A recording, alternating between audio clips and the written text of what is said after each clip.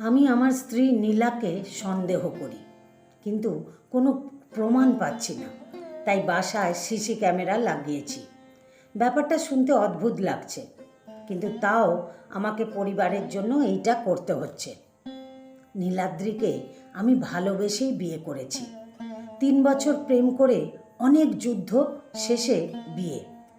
কিন্তু আমি সংসারের জন্য দিনরাত কাজ করতে করতে আর বড় ছেলেটা আর ছোট মেয়েটা হওয়ার পর ভালোবাসা বলতে ফেসবুকে ছবি আপলোড করে ভালোবাসি বলাতেই আটকে রইল। নীলাকে এখন আমি চিনতে পারি না। কি খিটখিটে আর ঝগড়াটে হয়েছে। কথায় কথায় খোঁটা দিয়ে কথা বলা, সারাক্ষণ রাগ যেন নাকের ওপর। প্রায় দেখি সন্ধ্যা অবধি চুল ভেজা। জিজ্ঞেস করলে বলে কাজ করতে দেরি, তাই দেরিতে স্নান। কি এমন কাজ ঘরে? মা বাবা আর 2টা বাচ্চা। ভাব এমন যেন মায়েদের মতো 15-20 জনের কাজ করছে। কোনো কাজ ঠিক মতো করে না। একটা জিনিস পাওয়া যায় না। মাঝে মধ্যে শার্ট অবধি আয়রন করা পাওয়া যায় না। রান্না কোন দিন ঝাল তো কোন দিন লবণ নেই। শুধু তাকে সারা দিন অনলাইন দেখা যায়। জিজ্ঞেস করলে বলে একবার হয়তো ঢুকেছিলাম গো, আর অফ করা হয়নি।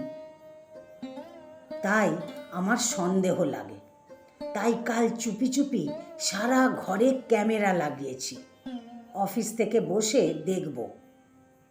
আমি মনিটর অন করলাম। ফাইলগুলো নিয়ে চোখ বুলাচ্ছি। নীলা এখন রান্নাঘরে সকালে নাস্তার পরে থালা বাসনগুলো পরিষ্কার করছে। ফাইল থেকে চোখ তুলতেই দেখি নীলা বেডরুমে বিছানা গুছিয়ে রাখছে সব রুমের। অনিন্দ স্কুলে গিয়েছে। 2 বছরের মেয়ে টিয়া তখনও ঘুমে। টিয়ার জন্য চুলায় খাবার বসিয়ে রুটি সবজি নিয়ে বসলো। আমরা তো অনেক আগে করেছি। নীলা এখন নাস্তা করছে, সাথে মোবাইল নিয়ে অনলাইন ঢুকলো। আমি এইবার নড়ে চড়ে বসলাম। এইবার বুঝি ধরা খেলো বাচাধন। রুটি কিছুটা মুখে দেওয়ার সাথে সাথে টিয়াও উঠে গেল। টিয়ার কাছে গিয়ে ওকে অনেকক্ষণ আদর করে ঘুম থেকে তুলল। টিভির সামনে বসিয়ে দিল। একবার ওর খাবারটা খাচ্ছে, আবার রান্নাঘরে টিয়ার খাবারটা রেডি করছে।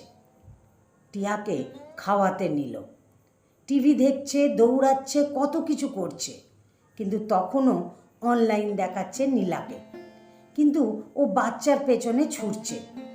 আমি কাজ করছি আর মনিটরে চোখ বোলাচ্ছি। মেয়ের খাবার শেষ হলো 1 ঘন্টায়। নীলা আমার কালকের শার্ট, প্যান্ট, ছেলের ড্রেস, মেয়ের অনেকগুলো ছোট ছোট ড্রেস সব তুলছে। বাথরুমে গিয়ে সব সাবান পানিতে রেখে আবার রান্নাঘরে এলো। ফ্রিজ থেকে মাছ মাংস নামিয়ে মাকে বলল তরকারি কেটে দিতে। ভাত আর টিয়ার জন্য খিচুড়ি তুলে দিয়ে একটা কাপড় নিয়ে ঘরে সব ফার্নিচার পরিষ্কার করলো কিছুক্ষণ। তখনও ফেসবুক অনলাইন শো করছিল নীলার। মোবাইলে চোখ গেলে এসে ডাটা অফ করে। কাজ করছে, আবার রান্নাঘরে গিয়ে রান্না দেখছে। চুলায় একদিকে তরকারি দিল খুব দ্রুত, আবার পেঁয়াজ কেটে চুলায় দিচ্ছে, আবার মাংস কাটছে। তখন বাবা এসে বলল চা দাও তো একটু কড়া করে, আর একটু নাস্তাও দিও। নীলা চুলায় তরকারি নাড়ছে, আবার বাবাকে নাস্তা ও চা দিচ্ছে। নীলা আবার ছুটছে টিয়ার পেছনে, ফ্রুটস খাওয়াচ্ছে। এরপর বাথরুমে গিয়ে কাপড় সব ধুয়ে শুকাতে দিল। নীলা পুরো ভিজে গিয়েছে, কিন্তু স্নান করেনি। এত দ্রুত কাজ করছে কেন? নীলা রান্না শেষ করে সব গুছিয়ে ফেলেছে। তখন মা এসে বললেন বেগুন ভর্তা করিও তো শুটকি দিয়ে। নীলা মায়ের দিকে তাকিয়ে রইল, কিন্তু কোনো কিছু বলল না। হঠাৎ আমার ব্যাপারটা চোখে লাগলো। নীলা রাগও দেখালো না। এইটা হয়তো প্রতিদিন চলতে চলতে নীলার রাগ হয়তো আগে করতো, এখন থিতু হয়ে গেছে। অসহায় লাগছে। নীলা আবার মেয়ের খাবার নিয়ে ছুটছে। কি দুষ্টুমি! যখন খাচ্ছে না তখন একটা থাপ্পড় দিল। তখন মা এসে নীলাকে উল্টা বকা দিয়ে টিয়াকে নিয়ে গেল। খাবার রয়ে গেল। নীলা একটু বিশ্রামের জন্য চা হাতে নিয়ে মুখে তুলবে, এমন সময় টিয়া আবার কান্না শুরু করে দিল। এবার ওকে ঘুম পাড়িয়ে যখন চায়ের দিকে চোখ ফেলল, ততক্ষণে চাটা ঠান্ডা হয়ে গেল। নীলা চুলায় বেগুন আর শুটকি দিয়ে খানিকক্ষণ এদিক সেদিক তাকিয়ে ঘর ঝাড়ু দিচ্ছে। তখন অনিন্দকে স্কুল থেকে নিয়ে এলো বাবা। অনিন্দ এসে শুরু করলো দুষ্টুমি। নীলা অনিন্দ আর টিয়াকে স্নান করাতে নিল। দেখে মনে হলো যেন যুদ্ধ করছে ওদের সাথে। বাচ্চারা পানি নিয়ে খেলা করছে আর সারা মেঝে ভিজিয়ে দিচ্ছে। আবার এইদিকে রান্নাঘরে ভর্তার জন্য দেওয়া বেগুন প্রায় পুড়ে গেছে। নীলা ঘর মুছতে নিল। রান্নাঘরে গিয়ে ভর্তা করছে, আবার ঘর মুছতেছে। বাচ্চাগুলো টিভি দেখা নিয়ে মারামারি করতে শুরু করলো। নীলার পরিষ্কার করা ঘরে আবার ওরা ময়লা করছে। নীলা ওদের বকাবকি করলো কিছুক্ষণ। বাসায় থাকলে আমি উল্টা নীলাকে বকা দিই ওদের কিছু বললে। অদ্ভুত ব্যাপার, এখন আমার স্বাভাবিক লাগছে। নীলার জায়গায় আমি হলে আরও বেশি রাগ করতাম মনে হচ্ছে। নীলা ঘর মুছে বাথরুমগুলো পরিষ্কার করছে। তখন প্রায় 2টা। বাবা ভাত খেয়ে যাচ্ছে, মা কিন্তু টিভি দেখছে তখন। নীলাকে ক্লান্ত লাগছে। নীলা এক গ্লাস পানি খেয়ে আবার রান্নাঘরে গিয়ে ভাত তরকারি সব এনে টেবিলে রাখলো। বাচ্চাদের জন্য খাবার নিচ্ছে। বাবা চিৎকার করছে, ভাত দিচ্ছ তো পানি কি দেবে? গলায় ভাত লাগিয়ে মারতে চাও নাকি? আগে পানি দিবে। নীলা আবার দৌড়ে এসে ফিল্টার থেকে পানি নিয়ে দিল। এইটা তো বাবাও করতে পারতেন। আবার আমার কেমন যেন লাগছে বুকে। আমি কি করি?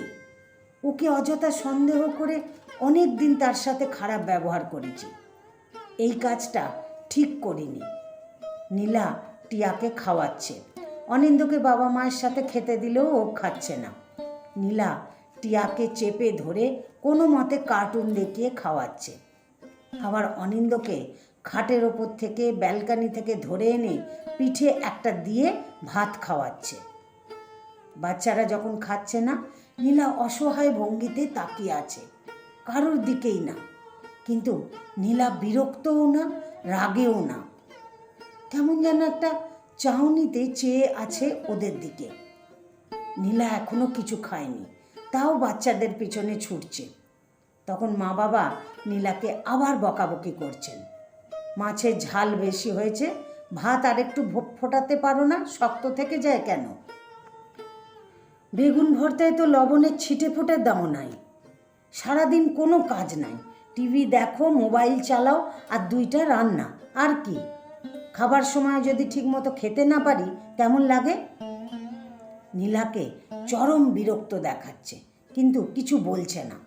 তখনও বাচ্চারা আরও জোরে জোরে বাহানা করছে। একটাকে থাপ্পড় দিয়ে ভাত খাওয়াচ্ছে। সবার খাওয়া শেষে নীলা সব থালা বাসন তুলে পরিষ্কার করলো। বাচ্চাদের আরও কাপড় হয়েছে, সেগুলো ধুয়ে শুকাতে দিল রোদে। ব্যালকানির চারাগুলোতে পানি দিয়ে এই মাত্র নিজে স্নান করতে গেল। ওমা, নীলা 10 মিনিটে বের হয়ে এলো। নীলা খেতে বসলো তখন প্রায় 3:30। নীলা আবার মোবাইল হাতে নিল। কিছুক্ষণ ফেসবুক চালিয়ে ওর মায়ের সাথে কথা বলছে। নীলা ভাত খাচ্ছে, তখন বাবা এসে টিয়াকে দিয়ে গেল, বাবা ঘুমাবে। টিয়া বিরক্ত করছে, তাও খেয়ে নিল। নীলাকে এখন ভীষণ ক্লান্ত লাগছে, কিন্তু রেস্ট নিতে পারছে না।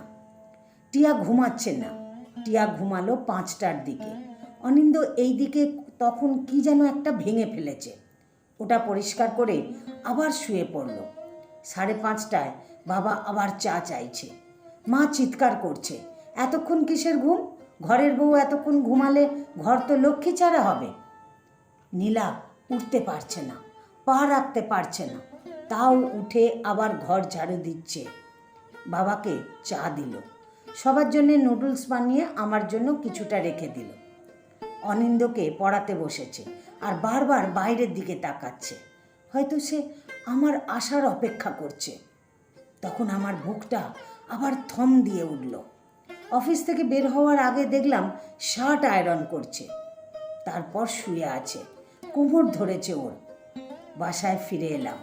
আজ নীলার সাথে চোখ মেলাতে পারছি না, কিন্তু এইটা নীলা 10 বছর ধরে করে আসছে। কতদিন হিসাব করলে আমি নীলার সামনে দাঁড়াতেই পারবো না। পরের দিনও ও সেম রুটিন নীলার, কোনো দিন আরও বেশি। এইভাবে 3-4 দিন দেখার পর নিজেকে ভীষণ অপরাধী লাগছে। কত আদরের মেয়ে ছিল নীলা। 10টায় ঘুম থেকে উঠে ভার্সিটি যেত। আমার সাথে দেখা করতে এলে কত সেজে গুজে আসতো। অনেক লম্বা চুল ছিল তার, কত যত্ন করতো নিজের। আর এখন আমার ঘর, আমার সন্তানদের জন্য তো কোনো শখই নেই ওর এখন। আর আমি তো ওকে এখন ভালোবাসতেই ভুলে গেছি। তখন আমার কলিগ শফিক সাহেব এলো। ওনাকে বললাম, শফিক ভাই, আপনার মিসেস তো জব করে, ঘরের কাজ, বাচ্চা, আপনার মা বাবাকে দেখে? আমার মিসেস অনেক করে ভাই। সকালে উঠে রান্নাটা করে আসে। 2টা কাজের মেয়ে আছে, একটা বাচ্চা দেখে আর একটা ছুটা কাজ করে। মা বাবা অসুখ বিসুখ হলে ঝামেলায় পড়ি, নার্স আনতে হয়। বাচ্চাটা সবে স্কুলে দিয়েছি, তার জন্য টিচার আছে। বেতন কেমন তাদের? ওরে বাবা, সেটা বলিয়েন না ভাই। ছোটা বুয়ার বেতন 2000 টাকা, পার্মানেন্টটা 5000 টাকা, টিচার 3000 টাকা, নার্স আনলে তো ডেলি 1200 টাকা। তবে আমরা ছুটির দিনে প্রায় ঘুরতে যাই। মিসেস সারা উইকেন্ডে কাজ করে রিল্যাক্স চায়, সেটাও একটা খরচ। তারপর ভাই, মেয়েদের ধন্যবাদ দিতেই হয়। আমার নিজেকে এখন অপদার্থ মনে হচ্ছে। টাকা দিয়ে কাজ করানো কাজের মেয়েকেও ধন্যবাদ দেওয়া যায়, কিন্তু সব কিছু বিসর্জন দিয়ে সে এত বছর ধরে আমার সংসার বিনা বেতনেই কাজ করে যাচ্ছে। তাকে কখনো কি আমি ধন্যবাদ দিয়েছি একবার? এখন আমি টুকটাক কাজ করে দিই নীলাকে। নিজের কাপড় নিজে ধুয়ে ফেলি। নীলাকে বলি, আগে তো কত সেজে থাকতে, যত্ন করতে, এখন করো না কেন? আগে তো দেখার মানুষ ছিল, এখন আছে নাকি? আমাকে বলো কি কি লাগবে, এনে দিব। নীলা ভ্রু কুচকে তাকায়, আবার মিষ্টি হাসে। খাওয়া দাওয়ার আগে টেবিলটা ঠিক করে রাখি, পানি নিয়ে রাখি। মাঝে মধ্যে ফার্নিচারগুলো আমিই মুছে রাখি। খাওয়া শেষে নীলা যখন থালা বাসন পরিষ্কার করে, আমি তখন টেবিলটা গুছিয়ে ফেলি। নীলাকে বলেছি, তোমাকে আর আয়রন করতে হবে না, ছুটির দিনে আমি দোকানে দিয়ে আসব। টাকা? সপ্তাহে 6টা শার্ট আয়রন করতে যত টাকা লাগবে, তত টাকার তো আমি একবারে চা নাস্তা খাই। খেয়াল করলাম আমার ছোট্ট ছোট্ট কাজে নীলার কাজের অর্ধেক কমিয়ে দিয়েছে। নিজের যত্ন করে, এখনও তো রাগারাগিও করে না। আমি ফোন দিয়ে তাড়াতাড়ি খেয়ে নিতে বলি। এইটা করতে আমার সময় ব্যয় হয় না, কিন্তু নীলাকে দেখি আয়নার সামনে গিয়ে একটু হাসে। তখন আমার বুকের থম ধরা ভাবটা একটু কাটে। কেন ক্যামেরা লাগিয়েছিলাম এটা এখন নিজেই ভুলে গেছি।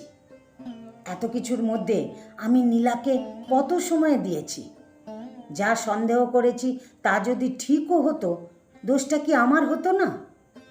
আর এক ছুটির দিনে সব ক্যামেরা খুলে ফেলি, নীলাকে সব বলি।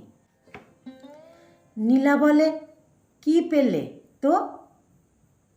তোমাকে খুঁজে পেলাম আবার। আমার ঘরের বউ আর বাচ্চার মা নয়, নীলা হিসেবে তোমায় পেলাম। ধন্যবাদ তোমাকে নীলা। কেন? এই যে এত কিছু করো আমাদের সংসারের জন্য। ধন্যবাদ তোমাকে আকাশ। আমার মতো হাজারো নীলা তো প্রতিটি ঘরেই আছে, যারা সবটা দিয়েই সামান্য ধন্যবাদ আশা রাখে না। কিন্তু তোমার মতো দেরিতে হলেও কয়জনে সেটা বুঝতে পারে বলো তো? তাই তা তোমাকে ধন্যবাদ হিসাবে জামদানি দিব ভাবছিলাম। তাহলে লাগবে না মনে হয়। ও মা, কেন লাগবে না? আর আমি তোমাকে ধন্যবাদ হিসেবে তিতা করলার রস খাওয়াবো কাল থেকে। তোমার পেট বেড়ে যাচ্ছে। এ মা, না না। নীলা তখন উচ্চস্বরে হেসে উঠল, ঠিক সেই আগের প্রেমিকার রূপে। ও তো প্রেমিকাই রয়ে গেছে, শুধু আমি প্রেমিক হতে ভুলে গেছিলাম। রচনাটি সংগৃহীত। আমার গল্পটি যদি ভালো লাগে তাহলে একটা লাইক দিয়ে আপনাদের মতামত কমেন্ট বক্সে জানাতে ভুলবেন না। আর এরকম নতুন নতুন গল্প শুনতে আমাকে ফেসবুক থেকে যারা শুনছেন ফলো করে দেবেন, আর যারা ইউটিউব থেকে শুনছেন আমার ইউটিউব চ্যানেলটিকে সাবস্ক্রাইব করে পাশে থাকা বেল বাটনটিকে প্রেস করে অল নোটিফিকেশানটি অন করে দেবেন। তাহলে আমি যখনই কোনো নতুন ভিডিও প্রকাশ করব আপনাদের কাছে অতি দ্রুত তা পৌঁছে যাবে। ধন্যবাদ আপনাদের সবাইকে এতক্ষণ সাথে থাকার জন্য।